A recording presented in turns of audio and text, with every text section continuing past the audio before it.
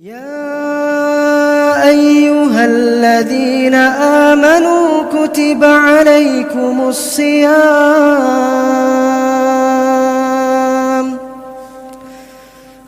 عليكم الصيام كما كتب على الذين من قبلكم لعلكم تتقون.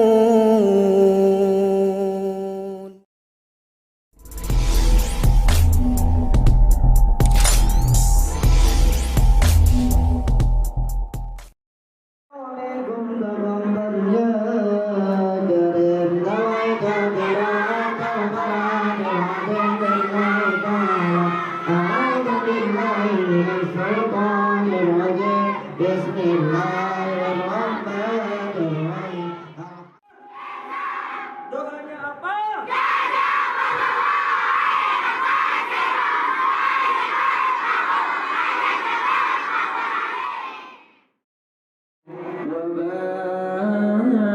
وبارك عليه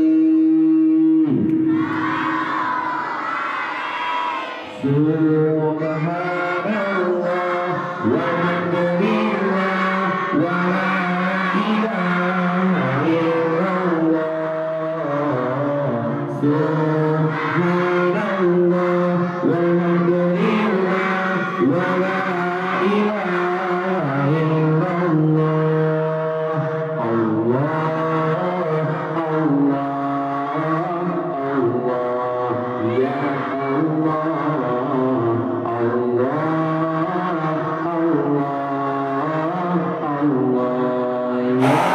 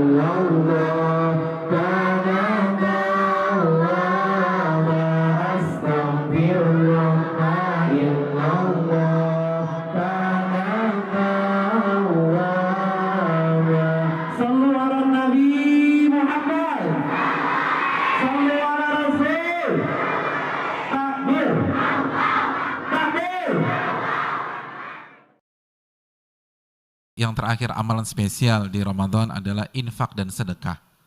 Ini penting banget. Infak, sedekah, dan memberikan makan kepada orang yang berbuka. Hadisnya jelas, kanan nabiyyu ajwadan nas. Hadis Bukhari, Nabi itu orang yang paling dermawan. Wa kana ajwada ma yakunu fi Ramadan. Dan puncak kedermawan Nabi itu di bulan suci Ramadan. Hadirin, Imam Syafi'i mengatakan dari hadis di atas, kita diminta untuk menambah infak kita di Ramadan. Kita diminta untuk menambah sedekah kita di Ramadan. Ramadan adalah waktunya mengamalkan hadis yadul ulya khairun minal yadi sufla. Tangan di atas itu lebih baik daripada tangan di bawah. Jangan sampai di Ramadan mental kita dikasih. Jangan sampai di Ramadan mental kita diberi. Jangan sampai di Ramadan mental kita gratisan. Kalau di Ramadan gratisan mentalnya, ya gimana di Syawal, hadirin? Oleh karena itu beri. Tapi saya nggak kaya, emangnya Nabi kaya? Kan Nabi memiliki kehidupan bersahaja. Dan orang-orang beriman kan nggak nunggu kaya untuk berinfak. Masih ingat surat Ali Imran ayat 134, alladzina yunfiquna fis sarra'i wad dharra. Orang yang bertakwa, orang yang berinfak ketika lapang dan ketika susah. Dan tujuan puasa untuk jadi orang bertakwa. Kalau benar-benar terwujud takwa itu, maka kita akan punya mental suka ngasih walaupun kita lagi susah. Dan tekankan memberikan makan kepada orang yang berbuka, hadirin. Berbuka. Karena kata Nabi dalam hadis Tirmidzi, kana lahu mithlu ajri, dia akan dapat pahala puasa orang tersebut. Pahala puasa orang tersebut. Ini bukan pahala sedekah, pahala puasanya. Makanya sebagian para ulama salaf mengatakan, saya kenapa nih hadirin? Nyari gratisan? Enggak kan? Insya Allah enggak. Ya udah biarin aja orang ngasih, kita tetap fokus. Hadirin, para ulama salaf itu lebih memilih memberikan makan berbuka kepada 10 orang yang berpuasa di Ramadan daripada memerdekakan 10 budak. Padahal antum tahu sendiri, memerdekakan budak itu nggak cukup 50 juta, nggak cukup 100 juta. Kenapa? Pahala puasa. Bahkan sebagian para salaf seperti Daud At-Ta'i, seperti Malik bin Dinar, dia mau pas buka nih hadirin, pas buka makanannya cuma satu, terus dia ngeliat saudaranya nggak punya makanan buka, dia kasih ke saudaranya. Kenapa? Pengen dapat pahala puasa. Jadi bukan bukan aduh gue cuma bawa satu nih nanti ya, enggak, dikasih nih untuk makan ini, anak gampang, anda beli aja nanti di sana. Dapat pahala puasa. Cuma modal berapa sih? Paling 20.000, 30.000. Oleh karena itu ini yang perlu kita camkan.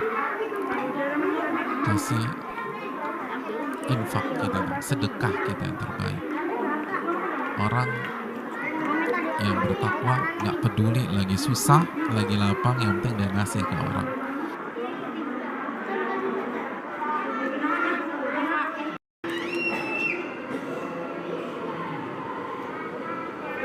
Warahmatullahi wabarakatuh. Alhamdulillah, wassalatu wassalamu ala rasulillah, wa ba'd. Saudara-saudariku dimanapun anda berada, setiap insan beriman senantiasa mendambakan agar dalam muara kehidupannya bisa mendapatkan capaian tertinggi di akhirat berupa surga yang penuh dengan kenikmatan. Namun tidak setiap orang beriman juga berpikir untuk menyiapkan dengan serius bagaimana bisa menggapai surga itu. Maka Al-Quran kemudian memberikan pesan yang kuat dengan menampilkan kalimat surga di Quran dan memberikan bekal pada orang beriman agar mereka mau menyiapkan untuk bisa menggapai surga yang didambakan. Quran surah kedua Al-Baqarah ayat 25, kalimat surga pembuka dalam Al-Quran ketika Allah berfirman, وَبَشِّرِ الَّذِينَ آمَنُوا وَعَمِلُوا الصَّالِحَاتِ أَنَّ لَهُمْ جَنَّاتٍ تَجْرِي مِنْ تَحْتِهَا الْأَنْهَارُ. Dan berikan kabar gembira pada orang beriman dan beramal saleh bahwa mereka telah disiapkan untuk mereka surga-surga terindah yang mengalir di dalamnya segala keindahan, sungai-sungai dan kebaikan-kebaikan. Ayat ini ingin memberikan pesan yang kuat bahwa iman mesti disandingkan dengan amal saleh untuk bisa meraih capaian surga tertinggi di akhirat kelak. Untuk itulah kemudian Al-Quran membentangkan berbagai pilihan amal saleh yang bisa mengantarkan kita kepada surga impian itu. Ada banyak tawaran di antara sekian amal soleh itu. Namun amal soleh itulah yang menentukan kita di level surga terbaik mana kita bisa mendapatinya. Ada surga sekelas dengan Nabi SAW seperti Quran surah keempat ayat 69. Ada surga di taman surga seperti Quran surah ke-51 ayat 15 sampai 23-nya. Ada surga seluas langit dan bumi seperti di Quran surah ketiga ayat 133 sampai 134-nya. Di antara sekian yang terindah itu, ada orang-orang yang akan menghuni surga tidak hanya sekelas dengan Nabi, tapi dia akan berhimpitan, bertetangga, sangat dekat dengan Nabi SAW. Siapa mereka itu? Kata Nabi, ana wa kafilul yatimi kahataini fil jannah. Saya dan pemerhati anak yatim akan begitu lekat di surga seperti ini.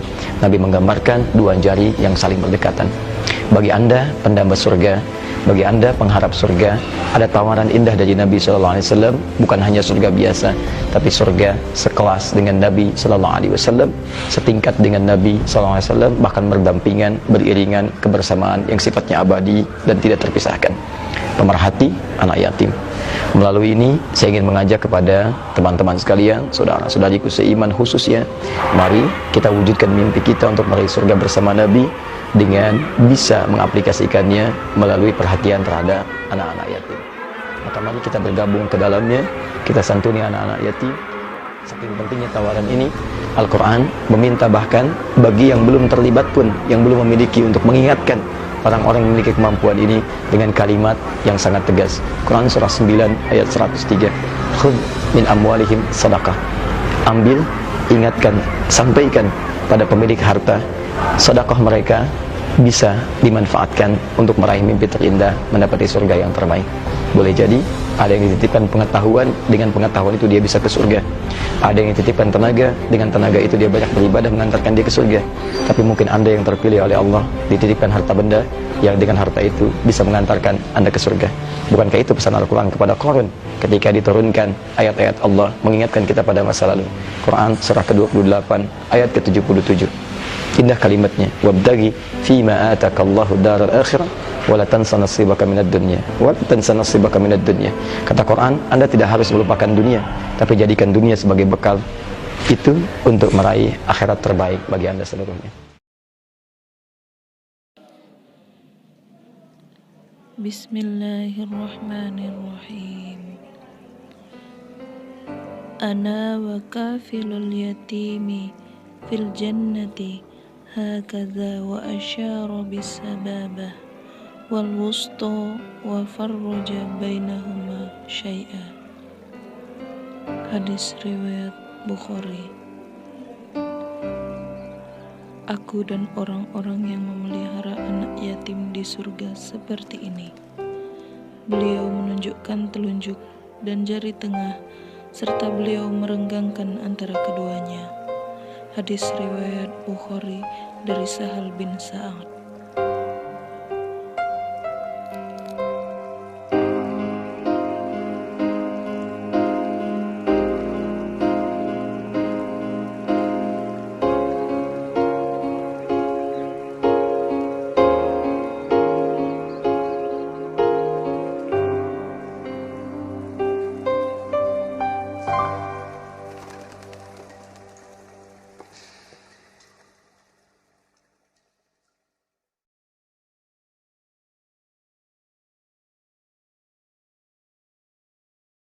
Ya, dadah.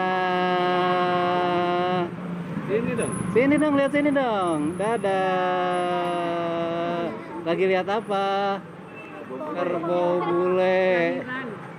Lagi punya anaknya ya.